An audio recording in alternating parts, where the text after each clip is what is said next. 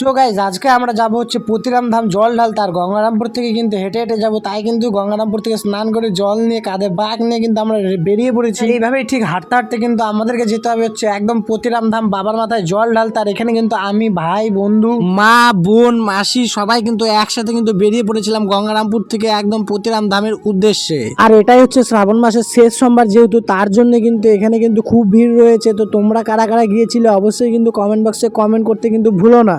আর তোমাদের সব থেকে মন পছন্দের ঠাকুর কোনটা অবশ্যই জানাবে। তো গাইস রাত্রি বাজে হচ্ছে এখন 12টা 1টা, মানে আমরা রওনা দিয়েছিলাম 8টার দিকে আর এখন বাজে 12টা 1টা। যেহেতু আমরা রাস্তায় কোথাও দাঁড়াইনি, একটা না গঙ্গারামপুর থেকে বের হবার পর আমরা দাঁড়িয়েছিলাম লাস্ট একদম বল্লাতে এসে। আর তারপরে কিন্তু একদম পতিরামে চলে এসেছি। দেখতে পাচ্ছ এখন আমি পতিরাম নদীতে। আর এই পতিরাম নদীতে বাঁকে করে জল নিয়ে আবারও স্নান করে বাঘটাকে ভালো করে শুদ্ধ করে কিন্তু মন্দির থেকে পুজো দিয়ে বেরিয়ে আসলাম প্রসাদ হাতে নিয়ে। প্রসাদ খেয়ে কিন্তু উপোসটা ভঙ্গ করলাম। আর এখন যাচ্ছি হচ্ছে বাড়িতে। তো রাস্তায় দেখতে পাই অর্কজিতের জন্য ডোনেশন, তো বুনুকে দিয়ে কিছু ডোনেশন দেওয়া করালাম। এবং পতিরাম ধামে কিন্তু বেশ ভালোই ভিড় ছিল আর লাইনটা অনেক বড় ছিল। আর এদিকে কিন্তু খিচুড়ি প্রসাদও দেওয়া হচ্ছিল। যাই হোক, আমরা কিন্তু তারপরে কিন্তু বাড়ির দিকে রওনা দিয়ে দিলাম। আর আজকের মতন ভিডিওটা এখানে দেখা হবে নেক্সট ভিডিওতে। আর আমার বাঘটা কেমন লাগছিল বলো।